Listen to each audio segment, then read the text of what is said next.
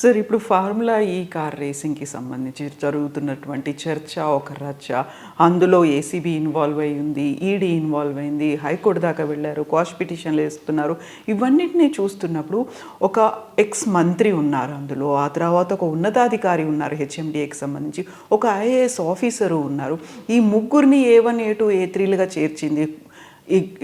ఇక్కడ ఉన్నటువంటి ఎఫ్ఐఆర్ కూడా నమోదైంది. ఓవరాల్గా ఈ ఇష్యూలో ఏం జరుగుతోంది సార్ అసలు?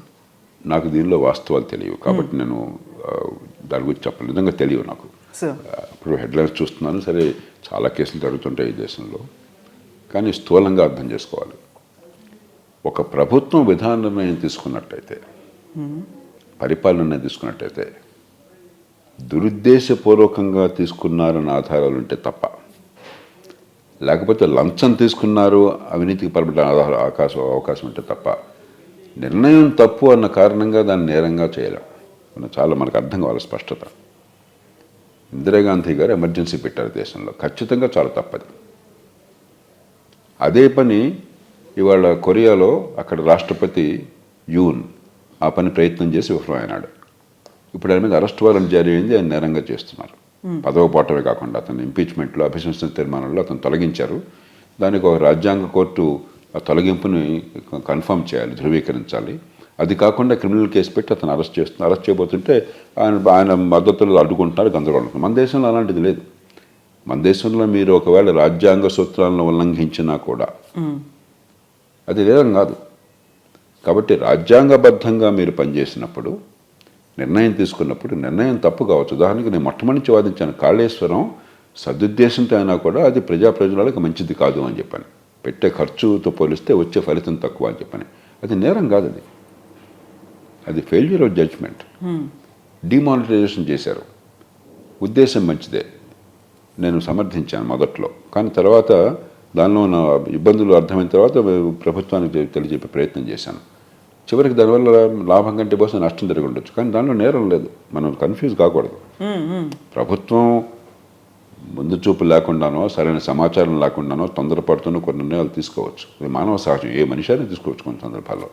దాన్ని నేరంగా చిత్రీకరించకూడదు. దానిలో అవినీతి ఉన్నట్టయితే, ఆ నేరం వల్ల స్వప్రయోజనం పొందేటువంటి ప్రయత్నం ఉన్నట్టయితే, రాజకీయ ప్రయోజనం వేరు. లంచం తీసుకున్నట్టయితే, బుద్ధిపూర్వకంగా దురుద్దేశపూర్వకంగా చేసినట్టయితే అప్పుడు నేరం అవుతుంది. ఎక్కడ నేరం అవుతుంది అంటే ముఖ్యంగా రాజకీయంలో ఉన్న వాళ్ళకి, మీరు బుద్ధిపూర్వకంగా ప్రజా ప్రయోజనాల కోసం కాకుండా సొంత లాభం కోసం లంచం తీసుకుంటూ, కరప్షన్ అనేది అర్థం, అది కన్సిడరేషన్ ఫర్ ఎ డెసిషన్, అప్పుడు నేరం అవుతుంది. ఆ తేడా పోయింది. ఇప్పుడు మనకేమైందంటే ఏదో రకంగా వీళ్ళని బదనాం చేయటము, చివరికి శిక్షలు లేవు, పాడు లేవు. మన దేశంలో 2G స్పెక్ట్రమ్ అంత గొడవలు జరిగినాయి. శిక్షలు పడ్డాయా? ఏమీ లేదు. ప్రాసెస్సే పనిష్మెంట్ అయింది.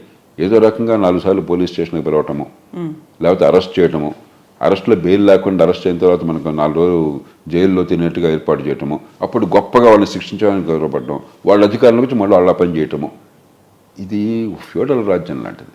పూర్వకాలం మనకు చెప్పేవాళ్ళు తెలుగునాట కూడా, ఈ కులం రాజులు ఉండేవాళ్ళు, ఆ కులం రాజులు ఉండేవాడు. ఈ కులం రాజు వాడి రాజ్యం ఆక్రమించి వాడిని చంపేసి వాడి కపాలాన్ని ఛేదించి ఉమ్మి కోసం అని చెప్పని స్పిట్టు అని అంటాం, దానికి వాడేవాట. వాడి కొడుకు మళ్ళీ పెరిగి వీడిని చంపేసి వీడిగా పనిచేసేవాడు. అలాంటి కక్షపూరిత రాజకీయం, ఇదంతా ఫ్యూడల్ రాజుల రాజకీయంలాగా తయారైపోయింది. మనం ప్రజా ప్రయోజనాలను కాపాడడం తప్ప రాజకీయంలో ఉన్న వాళ్ళకి అధికారం కానీ ప్రతిపక్షం కానీ ఇంకోటి ఉండకూడదు. అధికార యంత్రాంగం కూడా తానంటే తందానం మొదలెట్టింది, రాజుల నుంచి రాజపతి చూపెడుతుంది. దానివల్ల వచ్చిన సమస్యలు తప్ప మనం చాలా స్పష్టంగా ప్రజాస్వామ్య సమాజంలో చట్టబద్ధ పాలన కావాలి. చట్టబద్ధ పాలన లేదు ఈ దేశంలో. బడితోన్న వాడిదే బర్రె, తప్పులు జరుగుతున్నాయి. దాన్ని సవరించాలంటే వీడి మీద అదే పనిగా పగ తెచ్చుకునే ప్రతీకార చర్యలు కాదు కావాల్సింది. చాలా సిస్టమేటిక్గా నేర పరిశోధన కానీ, లేకపోతే ఫారెన్సిక్ యంత్రాంగం కానీ, ప్రాసిక్యూషన్ కానీ, లేకపోతే ప్రొసీజర్స్ కానీ, నేర విచారణ పద్ధతులు, ప్రశోధన పద్ధతులు కానీ, లేకపోతే కోర్టులు కానీ సమూలంగా సంస్కరణలు చేసి చట్టం అందరికీ సమానంగా వర్తించేట ఏర్పాటు చేయాలి. అన్యాయం, అవినీతి లేకుండా ఉండే ఏర్పాట్లు చేయాలి. కానీ ప్రస్తుతం జరుగుతుందంతా కూడా ఈ పార్టీ ఉన్నా ఆ పార్టీ ఉన్నా కూడా రాజకీయ డ్రామా అయిపోయింది. ఇది దేశానికి శ్రేయస్కరం కాదు. సో విండిక్టివ్ పాలిటిక్స్ అనేది అవుతున్నాయి తప్ప ప్రజల మీద ఫోకస్ అనేది వాళ్ళకి కావాల్సిన నాకు ఏమాత్రం సందేహం లేదు. 2G స్పెక్ట్రమ్ లాంటి కేసులో కూడా నేను ఫ్రాంక్గా చెప్తున్నాను, దానిలో అవినీతి జరిగింది. ఎంత జరిగిందో అనేది CAG 1,76,000 కోట్ల అంతా అతిశయోక్తి ఉండొచ్చు, కానీ అవినీతి జరిగింది, దాని అనుమానం ఎవరికి లేదు. ఏం ఉద్ధరించాం మనం? ఒక్కడి జైలుకి వెళ్ళలేదే, ఒక్కడికి శిక్ష పడలేదే, 3-4 నెలలు బెయిల్ రాకుండా ఆపారు. వాళ్ళందరూ కూడా మంచి జేజాలతో బయటకు వచ్చి మళ్ళీ ఎమ్మెల్యేలు ఎంపీలు అయినారు. ఏం పరిపాలన ఇది? అక్కడ ఒకే ఒక్క మేలు జరిగింది, అది లోక్సత్తా చేసిన దానివల్ల, FDR చేసిన దానివల్ల. సుప్రీంకోర్టుకి వెళ్ళి మళ్ళీ అలాంటి స్పెక్ట్రంలో అన్యాయం లేకుండా, అవినీతి లేకుండా నేను కంపల్సరీగా వేలంపాటు ఉండేట్టుగా కోర్టు నుంచి ఆర్డర్ తెచ్చాను. ఆ ఒక్క మేలు జరిగింది అంతే తప్ప చట్టబద్ధ పాలన రాలేదే, నేరం చేసిన వాడికి శిక్ష కూడా పడలేదే. ప్రజలు ఆలోచించాలి, పత్రికలు కానీ. ఆర్భాటం కావాలన్నా, ఈ వ్యవస్థను బాగు చేయాలన్నా, ఈ ప్రజల ప్రయోజనాలను కాపాడాలన్నా, ఖచ్చితంగా మన ప్రస్తుతం ఆర్భాటంలో ఉన్నాం. Process is punishment. ఏదో 4 రోజుల పాటు అదే పేపర్లో హెడ్లైన్స్, 4 రోజుల పాటు కొంచెం వాడు అవమానం ఫీల్ అవటం, వీడు విజయగర్వం ఫీల్ అవటం, లేకపోతే వాడు వచ్చి విజయగర్వం ఫీల్ కావటం, వీడు అవమానం. ఇది సరైనది కాదు. ఇది పరిపాలన కాదు, ప్రజాస్వామ్యం కాదు. కొంచెం నాగరికంగా ఆలోచించాలి మనంతా కూడా. సార్, ఇప్పుడు విండిక్టివ్ పాలిటిక్స్ గురించి ఎలా మాట్లాడుకుంటున్నాము? గత ప్రభుత్వం చేసినటువంటి వాటిని మేము ఇప్పుడు అన్నీ మార్చేస్తున్నాము, లేకపోతే ఆ ప్రభుత్వం దీనికి గుర్తింపు ఇవ్వలేదు కాబట్టి మేము చేస్తున్నాం. పేర్ల మార్పిడి ప్రక్రియ దగ్గర నుంచి ప్రతిదీ చూసుకుంటే తెలంగాణ రాష్ట్రంలో ఏం జరుగుతుందని మీరు అనుకుంటున్నారు సార్? 1 year కంప్లీట్ అయిపోయింది, నెక్స్ట్ ఇయర్లో డీటెయిల్స్ నాకు తెలియదు కాబట్టి నేను డీటెయిల్స్లోకి వెళ్ళను. కానీ ఒక రకమైనటువంటి సంస్కృతి, బస్తీ మే సవాల్, తొడగొట్టే సంస్కృతి బాగా పెరిగింది. భాషలో, వాళ్ళ రీతిలో అది మంచిది కాదు. నేను ఎప్పుడు నమ్మేది, ఆచరించేది, ప్రజాస్వామ్య సమాజంలో మీ బద్ధ విరోధైన శత్రువులో ఉండరు ప్రజాస్వామ్యంలో. కానీ రాజకీయంగా మీకు ప్రత్యర్థి కావచ్చు, బద్ధ ప్రత్యర్థి అయినా కూడా సామరస్యంగా మాట్లాడగలగాలి, కలిసి కూర్చుని భోంచేయగలగాలి, ఏ విషయమైనా వస్తే ఫోన్లో సంప్రదించగలగాలి. ఒక ముఖ్యమంత్రి, ప్రతిపక్ష నాయకుడు కూర్చుని అరమరికలు లేకుండా మాట్లాడుకోగలగాలి, సిద్ధాంతాల్లో ఎక్కడ రాజీ పడకుండా.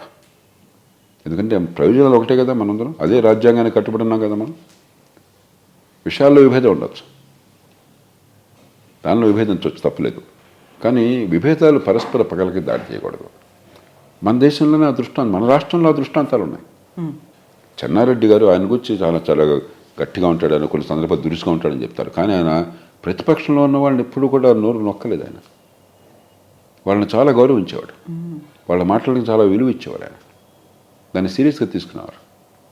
సంజీవ్ రెడ్డి గారు, ఆయన ఎప్పుడు ఒకసారి ఉత్తరాంధ్ర ప్రాంతానికి వెళుతుంటే, శ్రీకాకుళం జిల్లా ప్రాంతంలో గౌతలచ్చన్ గారు ప్రతిపక్ష నాయకుడు, ఆ రోజుల్లో కొంచెం బలమైన నాయకుడు, గొంతున్న నాయకుడు. ఆయన ముఖ్యమంత్రి గారిని ప్రసన్నం చేసుకోవాలని చెప్పి ఆయన పార్టీ నాయకుడు, స్థానిక నాయకుడు ఆయన పక్కన కూర్చున్న కారులో, సార్ లచ్చన్ గారు ఎట్లాగట్లా ఆయన గురించి బాగా నెగిటివ్గా చెప్పడం మొదలెట్టాడు. ఈయన మధ్యలో కారాపేసి దిగిపోయాను, వాడు దింపేసి వెళ్ళిపోయాడు ఆయన ముఖ్యమంత్రి గారు. తన పార్టీ వాడు ప్రతిపక్ష నాయకుడు అదే మనకి తిరుగుతుంటే ఆయన దింపేసి వెళ్ళిపోయాడు. అది సంస్కారం. రాజకీయ విభేదాలు, సిద్ధాంత విభేదాలు, రాజకీయంగా ప్రజాస్వామ్యంలో ఉండే పోటీ వ్యక్తిగతమైన పగలకి, కక్షలకి, కార్పణ్యాలకి దారితీయటం అన్నది ప్రజా సంక్షేమాన్ని పెంచేది కాదు, ఒక ఫెడరల్ రాజకీయాన్ని తెచ్చేది.